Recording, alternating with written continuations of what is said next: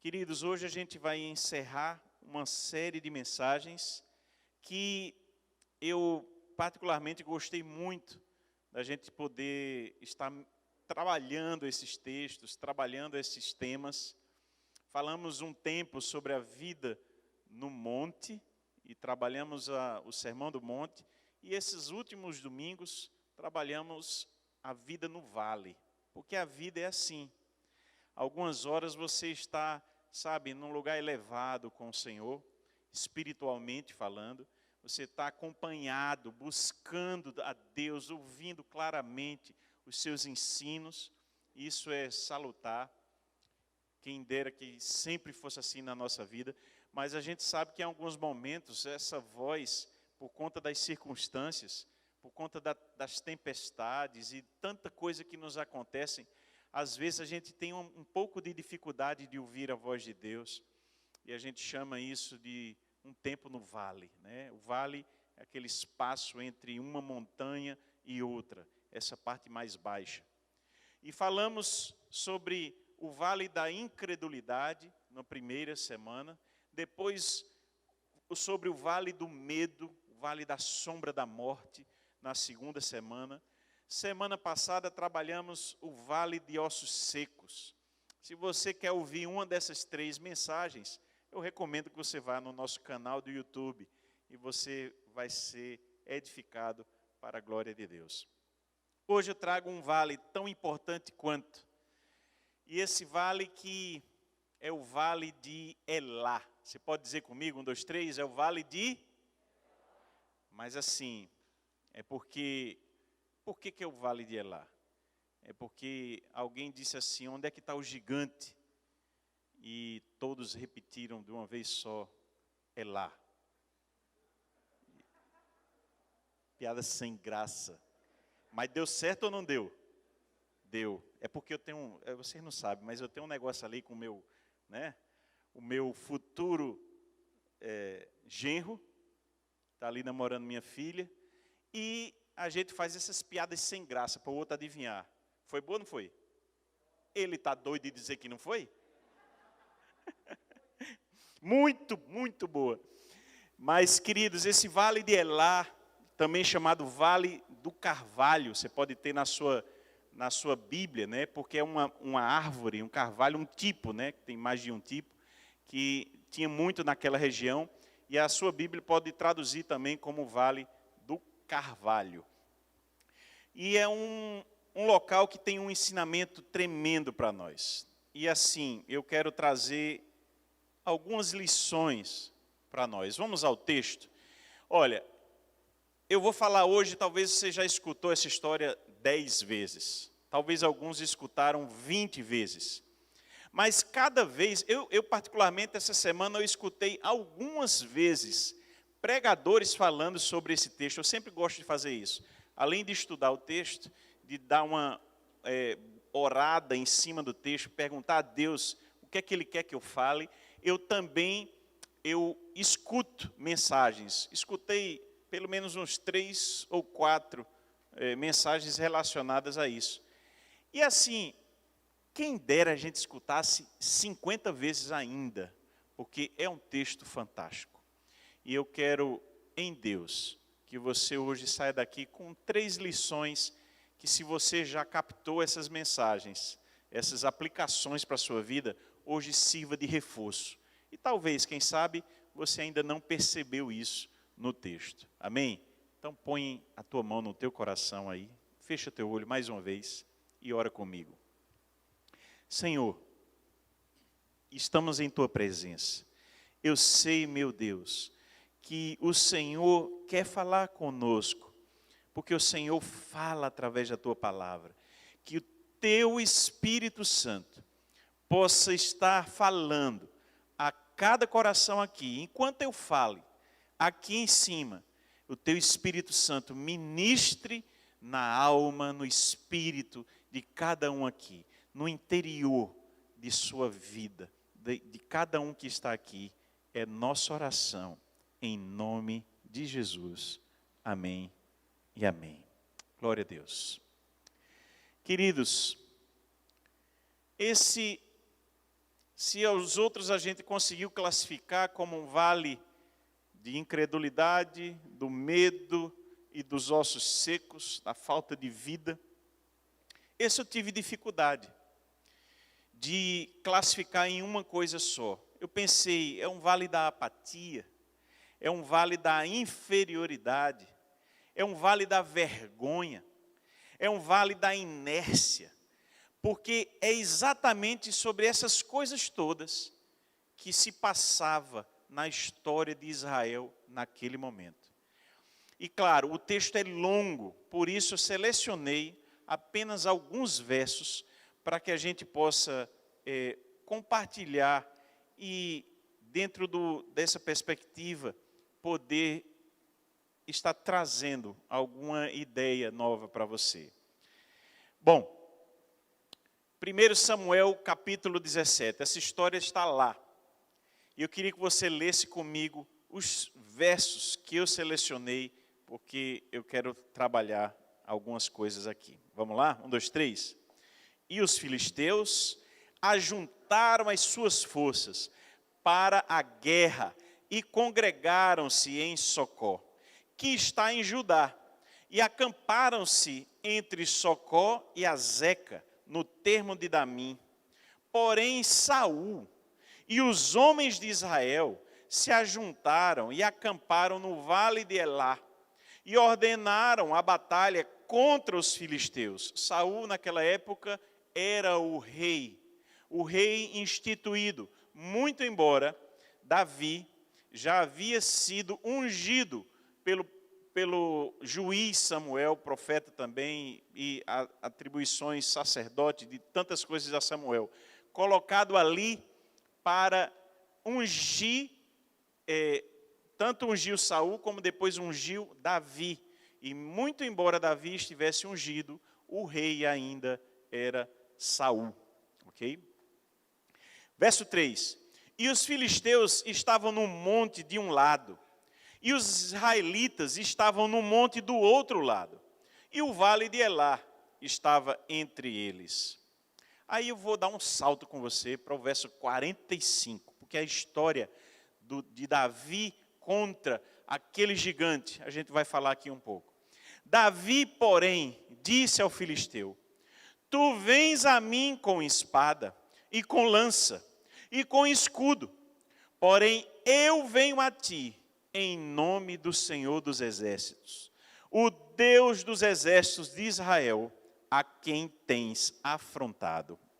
Hoje mesmo o Senhor te entregará na minha mão, e ferir-te-ei, e tirar-te-ei a cabeça, e os corpos do arraial dos filisteus darei hoje mesmo às aves do céu e às feras da terra, e toda a terra saberá que há Deus em Israel.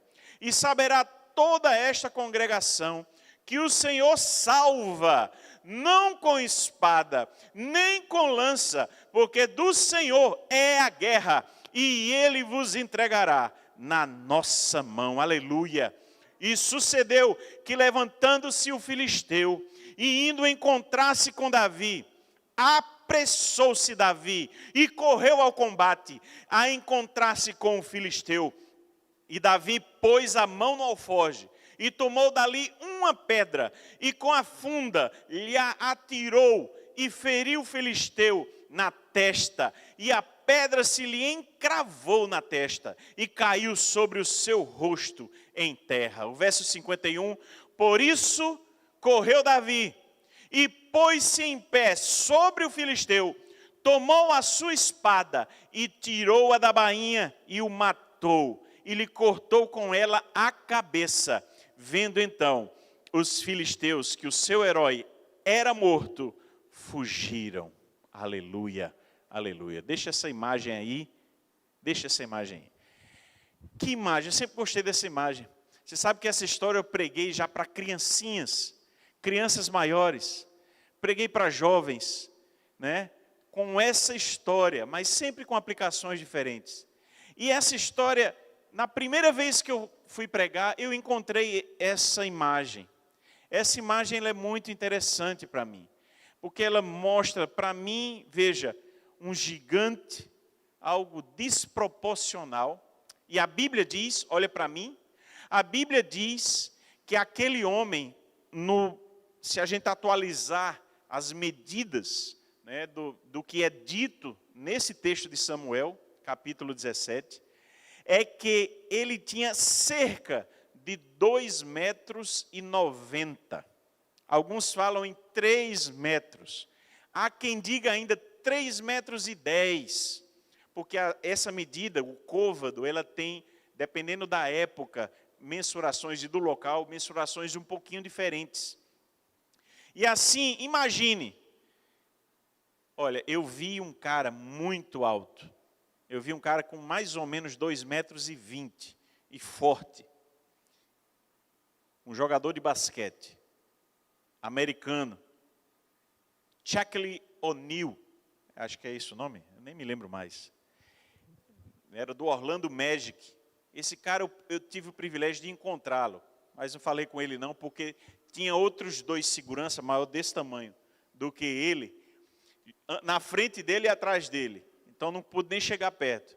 Mas eu encontrei esse jogador e eu fiquei impressionado, porque ele é forte, né, e alto, e como aquele guarda-roupa, como a gente chama aqui no Nordeste, no Brasil, como aquilo ali é diferente e intimida alguém.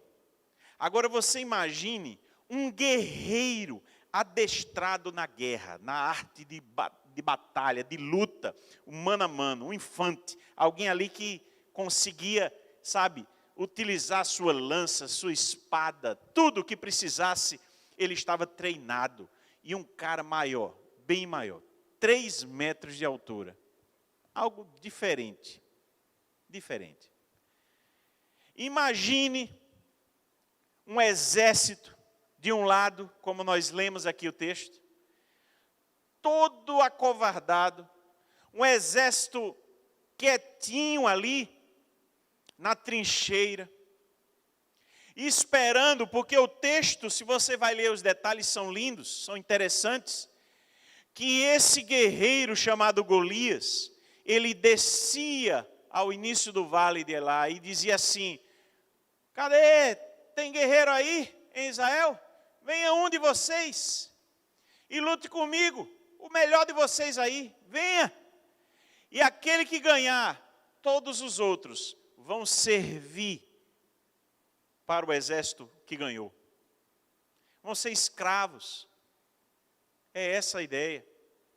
E durante 40 dias, aquele desafio era renovado.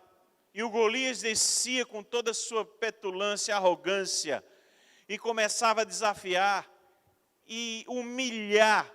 Não tem homem aí não! Tem homem aí não!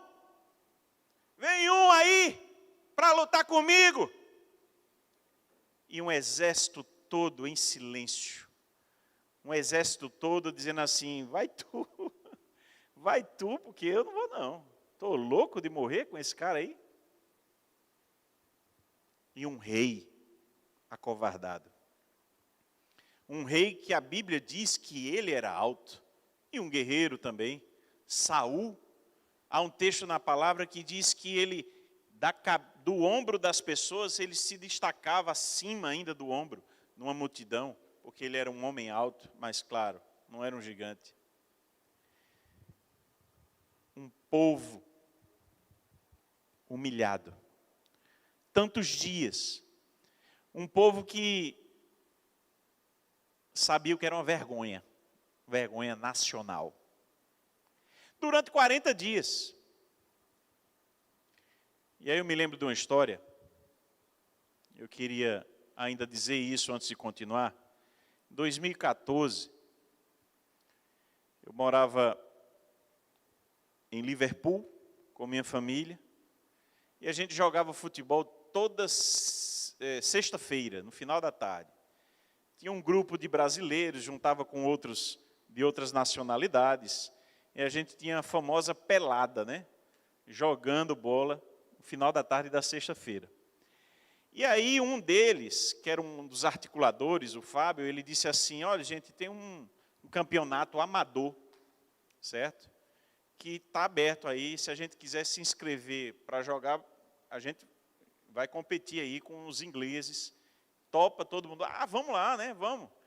E aí a gente fez aquela inscrição. Eu não sei se tem foto aí disponível para mostrar isso aí. Mas a gente fez um time só de brasileiro. Na verdade, tinha um escocês que juntou-se com a gente para jogar também. E ele fedia tanto, porque escocês não toma banho, que a gente chamava ele de suva.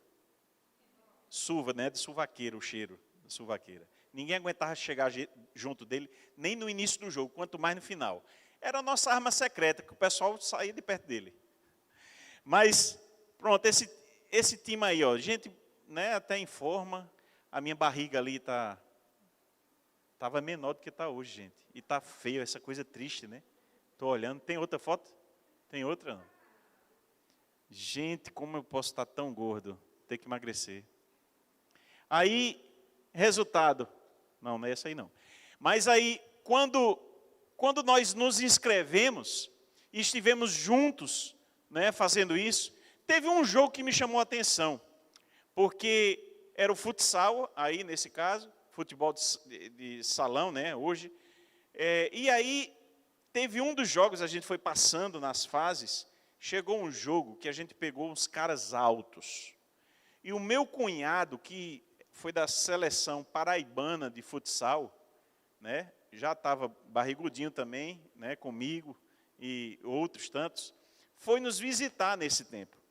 E a gente conseguiu botar ele para jogar. Tudo legal, tudo ok.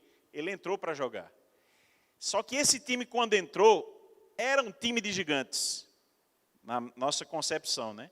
E aí começou, eles fazendo aquela coisa do chute a gol, e cada bomba, como a gente chama, cada coisa forte, e começou a assustar, né? E um dizia assim para o outro: rapaz, tu viste o tamanho dos caras? Tu viste o tamanho dos caras? Era pergunta, né? Olha o tamanho dos caras. E a gente sabe que o inglês joga duro. Um cara forte, alto, para vir dividir uma bola com você, ele vai botar o pé pesado mesmo e cuidado. E aí, se falou na altura, e esse meu cunhado, Riva, que é acostumado no futebol, né, mesmo já tendo parado de jogar, tudo, mas ali era uma diversão, e foi jogar conosco, ele disse assim, juntou o grupo e disse assim: olha pessoal, os caras são grandes mesmo, mas se fosse vôlei, a gente devia ficar com medo. Porque os caras altos fazem diferença. Mas é futebol. Vamos botar a bola no pé e vamos ganhar desses caras. Aí aquilo deu um ânimo para a gente, sabe? Ele falou: Davi, quer saber o que aconteceu? Segura aí, eu vou contar só no final.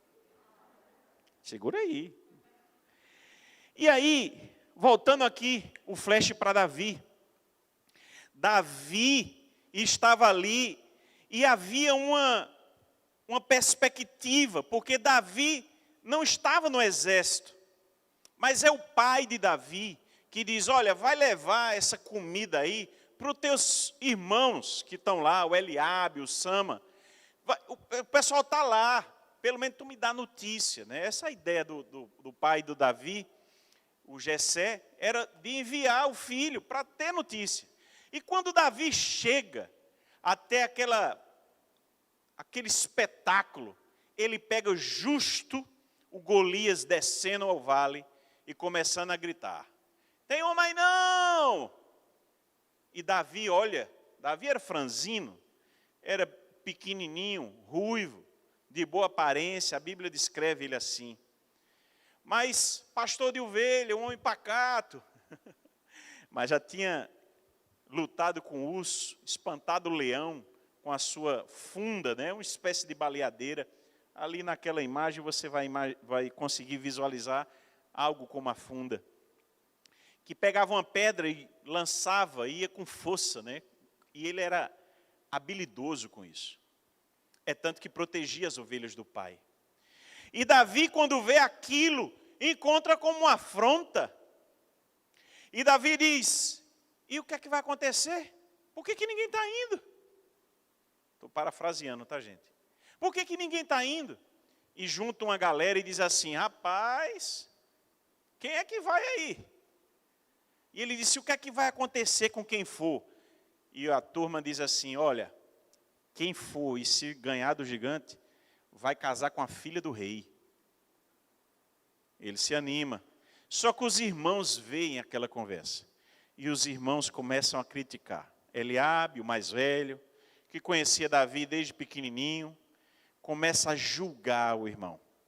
E começa a dizer, eu conheço, eu sei o que é que você tem aí. Eu sei suas intenções disso aí. Você tem maldade no coração. Você é presunçoso. O texto diz isso. É impressionante. Depois você lê. E o irmão mais velho de Davi começa a dizer isso. Que ele está ali com segundas intenções. Que não tem nada em defender a honra de Israel. De fazer essa coisa bonita. Não. É maldade no coração. E Davi, ele, em determinado momento, é levado até Saul, porque as pessoas veem que ele de fato quer, ele tem coragem de enfrentar. E aí Saul olha para o menino e vê assim, pelo menos vou tentar ajudar esse menino, vou botar uma couraça nele, vou dar minha espada, vou dar o capacete, meu capacete, só que Saul, gigante, né, grandão. E Davi, franzinozinho. Quando botaram a roupa, né, de guerra de Saul em Davi, ele não conseguiu nem andar direito. E aí ele diz, tira tudo isso. Tira tudo isso. E aí o texto que nós lemos mostra Davi já peitando, né? Como a gente diz aqui no Nordeste, peitando, né? Indo de peito aberto contra esse gigante chamado Golias e correndo. Na verdade, o texto ainda diz que ele pega, ainda se preparando para ir, ele pega 5 pedrinhas, 5 pedras para utilizar. Mas Davi só precisou de usar uma pedra. E ele bota ali no alforje dele, na bolsinha dele, e ele vai, e ele corre, e lança a sua funda, batendo na testa. O texto que nós lemos diz que a pedra encravou, acho que no único espaço que tinha, né? Tem formatos diferentes de capacete, e ali é encravado na testa daquele gigante, a pedra. E ele tomba. Davi corre por cima dele, pega a espada do gigante. Imagino eu que era tão pesada, porque o texto descreve até os quilos, né? A lança, a ponta da lança dele é algo em torno de 50 quilos. Imagine o que é isso. Como é que o homem lutaria com isso? Não sei quanto a espada pesava. E aí você imagine Davi ali levantando aquilo e cortando a cabeça do gigante e apresentando para todos verem a vitória que Deus deu para ele. Essa foi a história. E assim eu quero trazer 3 lições, queridos. A primeira lição que eu quero trazer hoje é: deixe o gigante revelar o herói em você. Você pode ler comigo? 1, 2, 3. Tá, para você assim ler, foi bom para você conhecer. Agora, para afirmar mesmo dentro de você, tem que ser com uma voz alta, possante aí. Vamos lá, 1, 2, 3. Deixe o gigante revelar o herói em você. Vire para quem está do seu lado e diga aí: deixe o gigante revelar o herói em você. Meus queridos, nessa ideia que eu quero trazer hoje, o que é o gigante? Às vezes o gigante é uma pessoa, de fato. Era um homem ali que saía do padrão normal dos homens, um guerreiro. Mas o gigante, nesse contexto, para o povo de Deus, era um problema, era um obstáculo. Era algo tão grande para eles que eles não tinham, rapidamente um poder de decisão de enfrentar. Era, quem sabe, a doença de alguém.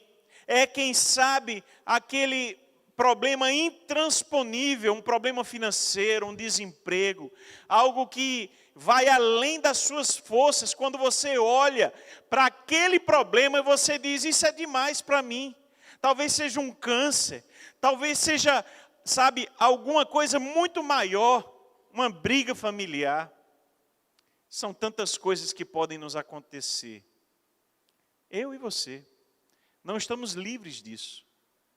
E são problemas que você pode olhar e dizer assim: meu Deus, isso é grande demais para mim.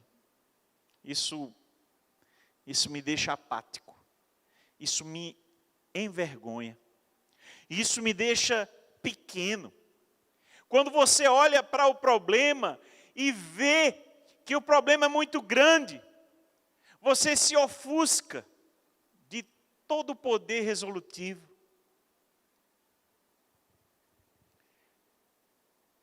O problema, já foi dito tantas vezes, é uma oportunidade para nós nos sairmos bem. O problema é uma oportunidade que Deus nos dá para revelar o herói que está dentro de você, dentro de mim. É bem verdade que falhamos tantas vezes, mas você tem um Davi dentro de você. Você tem um Davi querendo resolver a situação. Você tem, sabe, e às vezes é preciso aparecer um Golias. Às vezes é preciso aparecer um problema gigante para você até perceber a sua covardia ou a sua coragem. Aqueles homens, durante 40 dias, se acovardaram. E aí, às vezes, é uma depressão.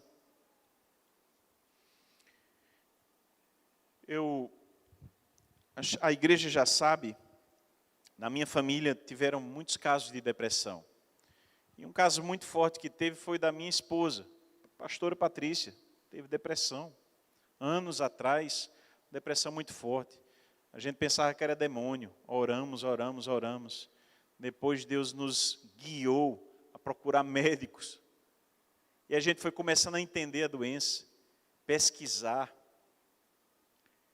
E perceber que há problemas que estão no corpo, na alma e no espírito. Há problemas que estão além de nossa percepção, é preciso pedir ajuda.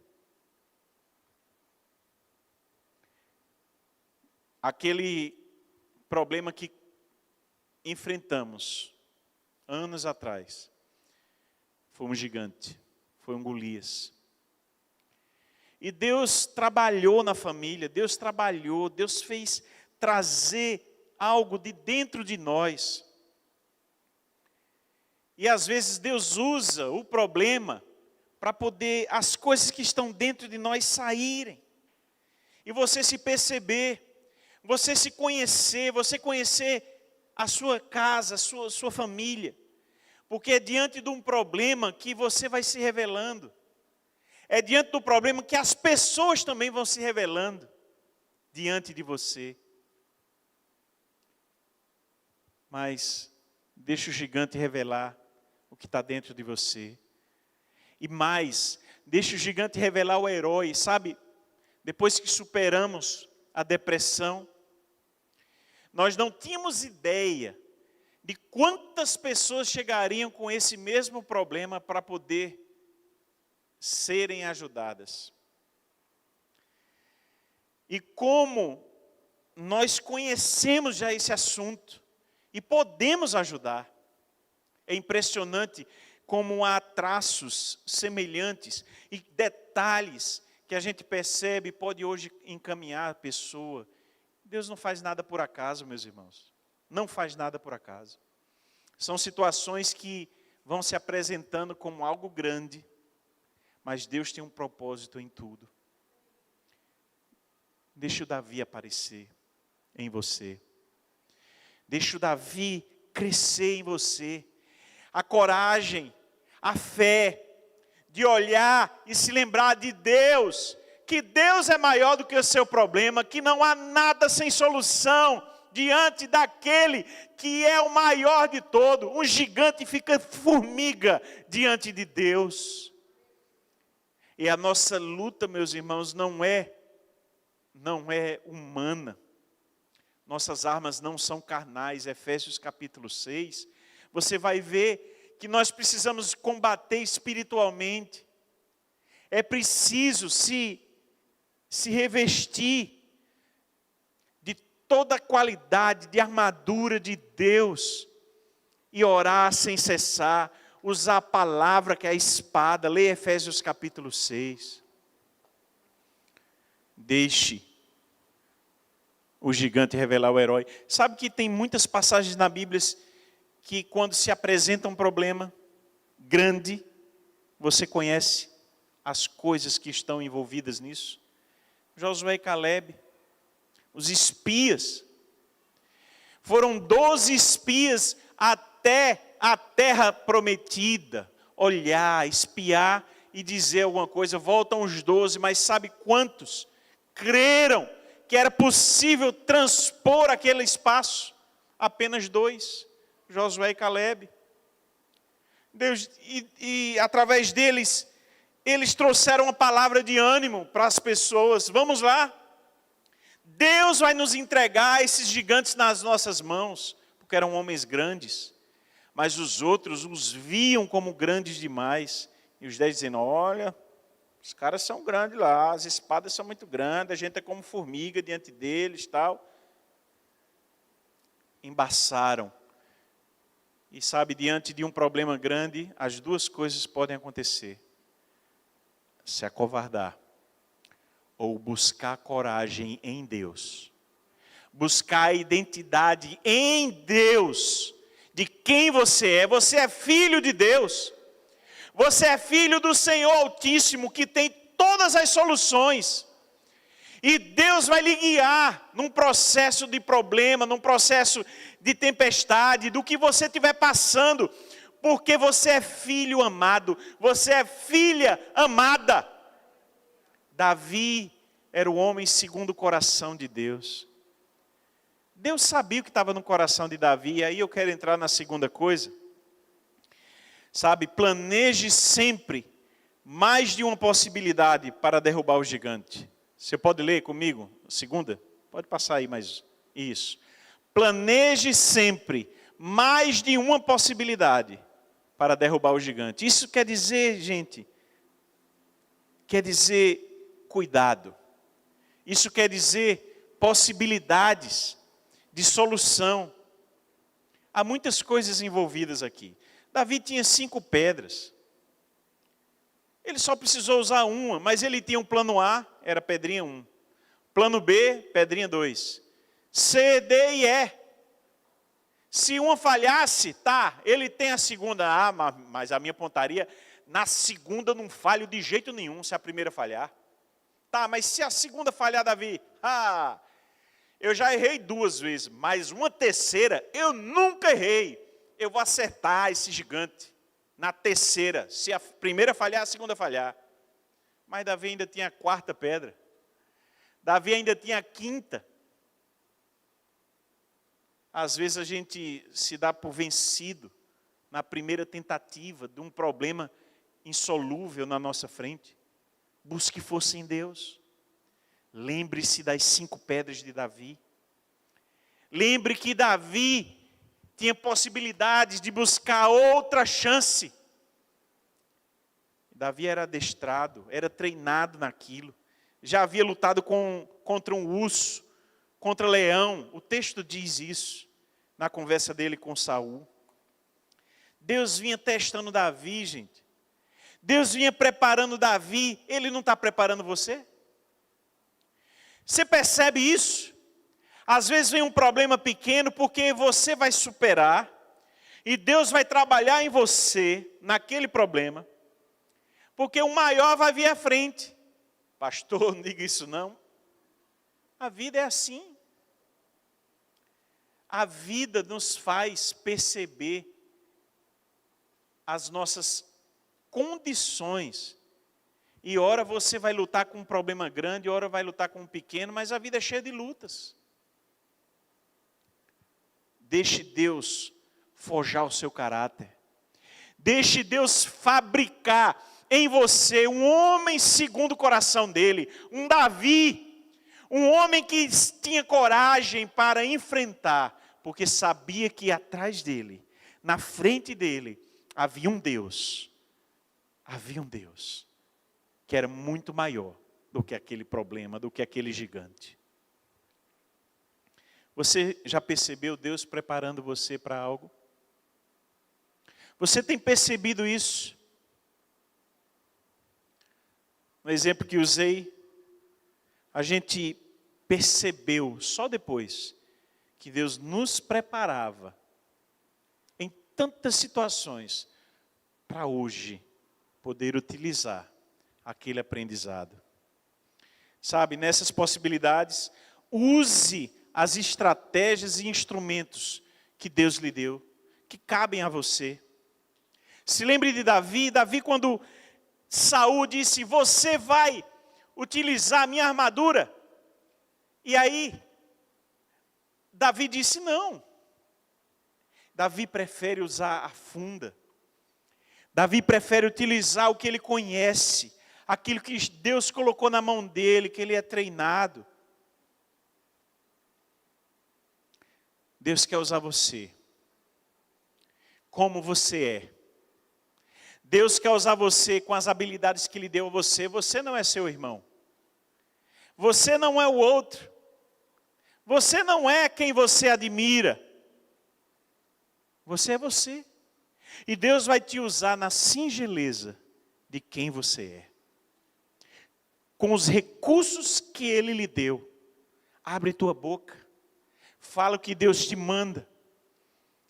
Toca teu instrumento. Faz aquele serviço que Deus te chamou para fazer. Não queira ser outro. Sabe, gente, escute bem o que eu vou dizer. No reino de Deus, tem espaço para todo mundo. E Deus te chamou para ocupar um espaço. Não queira ocupar o espaço do outro. Queira ocupar o seu espaço. Faça com excelência o que você faz no reino de Deus. Dê o seu melhor. E você vai estar fazendo cumprir a vontade de Deus. Há tantas coisas, gente. Eu reservei para falar um pouco mais nesse final. Saia da zona de conforto. É a terceira coisa. Saia, terceira e última. Saia da zona de conforto e lute. Você pode ler comigo? 1, 2, 3. Saia da zona de conforto e lute. A zona de conforto é muitas vezes a trincheira dos covardes. Eu vi uma frase semelhante, adaptei essa frase para isso. Preste bem atenção. A zona de conforto é a trincheira dos covardes. Você tem vivido na sua zona de conforto? Você tem estagnado no crescimento profissional, no crescimento do reino de Deus, no crescimento dos relacionamentos. Você tem estagnado? Você chegou na zona de conforto e ficou lá? Essa é a trincheira dos covardes. Aqueles homens, um exército inteiro. Se alguém dissesse, Deus vai me abençoar. Claro que Deus tem seus planos. Mas quando nos dispomos na mão de Deus, Ele faz maravilhas em nossas vidas e através de nós. A zona de conforto não muda situações, meus irmãos. A zona de conforto perpetua sua inércia. 2 questões aqui importantes, aliás 3. Há muitas críticas. E aí, se você olhar para Davi e Golias, você vai entender isso. Tem gente mais adequada do que você, Davi. Alguém poderia dizer isso? Talvez alguém pensou isso. Talvez todo o exército pensou isso. Esse menino aí, esse menino não tem adequação para isso não. Eu quero ver mesmo o que é que vai acontecer. A cabeça dele vai rolar ligeiro. Esse Davizinho aí não se enxerga não, é? Ele não se enxerga? Talvez alguém já disse isso para você. Deixa o herói surgir em você. Qual foi a crítica dos irmãos? Eu sei, Davi, o que está no teu coração é maldade. Você está aqui é por maldade, a presunção. Gente, Davi era o homem segundo o coração de Deus. Mas dói ouvir uma crítica de um irmão mais velho, né? O irmão mais velho, teoricamente, conhecia Davi, viu Davi crescer. Eliabe, que disse isso, viu Davi crescer e julgou mal Davi. Julgou mal.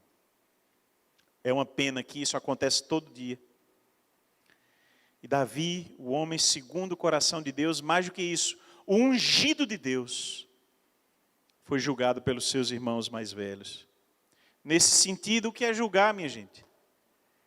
É dizer o que há no coração do outro e condenar.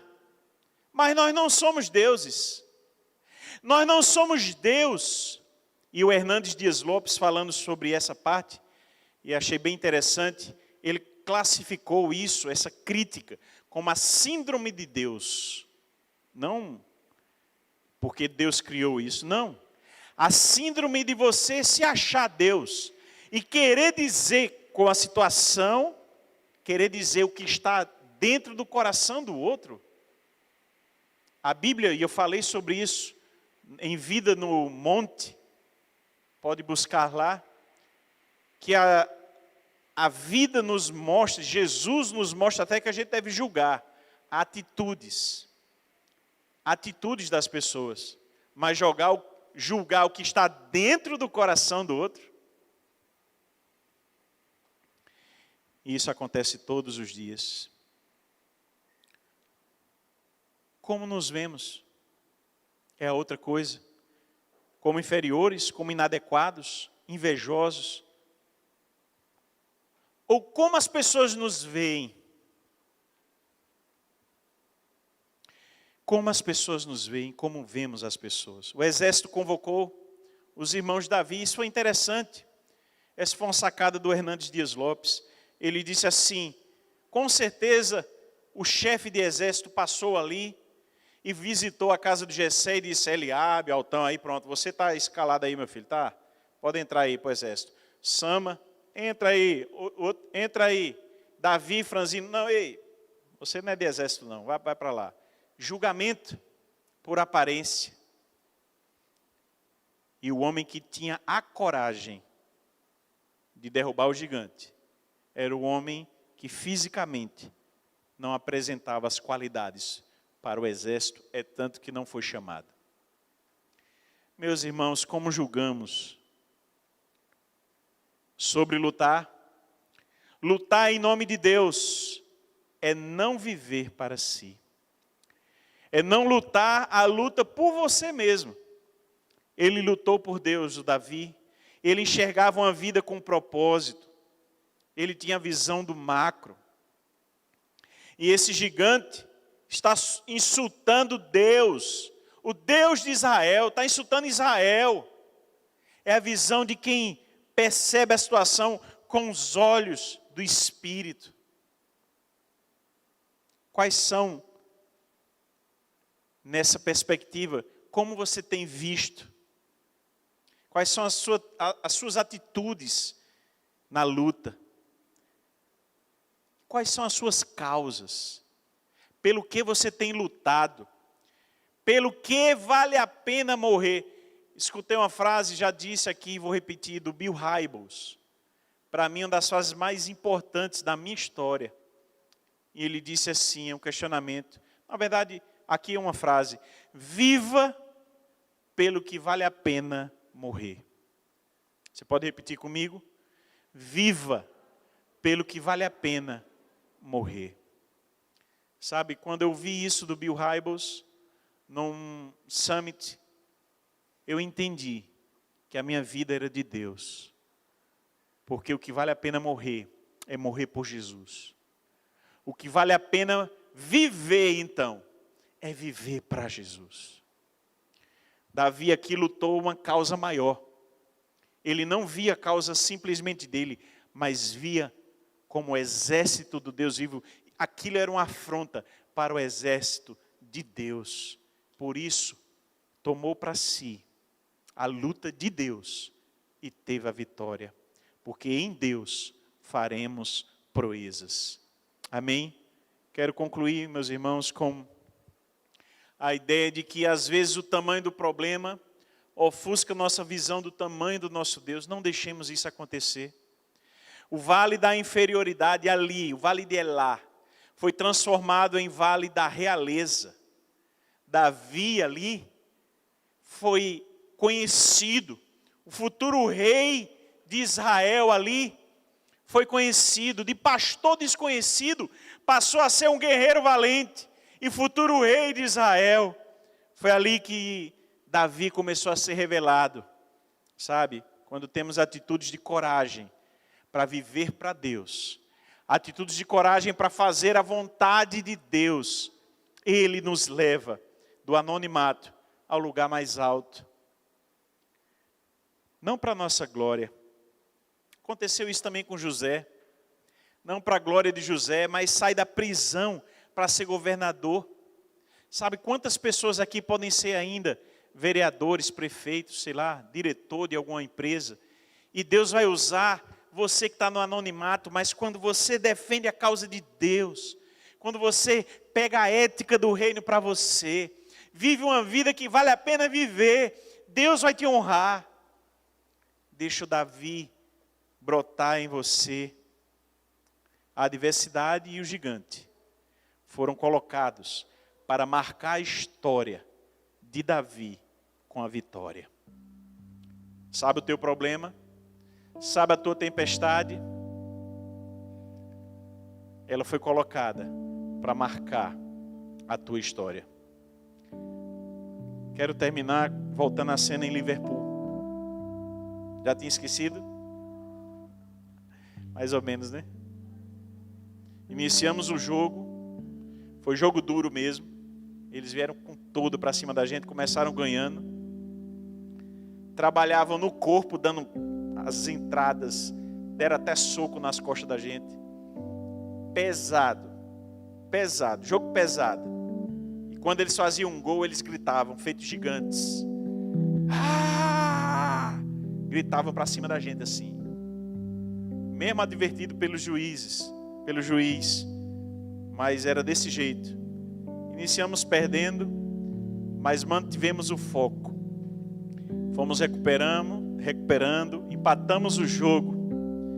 E uma das cenas que mais me marcou naquele jogo foi que quando a gente estava empatado, eles começaram a dizer que a gente era barrigudo. Apontavam assim para mim, para o Riva, e fazia assim, ó, vocês são barrigudo, velhinho. E aí, numa jogada de mestre, Riva puxou a bola e deu o gol da vitória. E a comemoração minha e dele foi levantar a camisa até o peito e sair assim com a barriga, comemorando a vitória. Ganhamos o jogo. Mas é mais uma história para você guardar. Uma história que foi divertida. Mas o que eu quero que você guarde mesmo é que você pode ser o herói da sua casa, da sua nação. E você pode ir no vale de Elá, um vale de dificuldade, de inferioridade, de apatia, de vergonha, um momento de vergonha ou de dureza que você está enfrentando, um momento onde você tem inércia e está sendo envergonhada pela situação, pela apatia, por não conseguir sair de onde você está. Deixe Deus operar na sua vida. Deixe o Davi que está dentro de você aparecer com coragem e dizer: eu vou enfrentar esse gigante para a glória de Deus, com a força de Deus, lutando em nome de Deus. E você vai ter a vitória. Fique em pé onde você está. Fecha teu olho e vamos orar para a glória de Deus. Senhor, queremos te honrar nessa hora. Queremos te glorificar, Senhor. E dizer, Deus, que sem ti nada podemos fazer. Que sem ti, Senhor, não somos nada. Davi só foi algo porque o Senhor o fortaleceu. Porque o Senhor o usou. Deus, que no vale da vergonha, que nesse vale da apatia da nossa vida, o Senhor nos ajuda a enfrentar os gigantes da nossa história. O Senhor nos ajude a enfrentar toda luta com a garra de um rei, o rei Davi. Que o Senhor preserve o nosso coração fiel ao Senhor e peleje por nós, para a honra e glória do teu nome, Jesus. Amém e amém. Louvemos ao Senhor.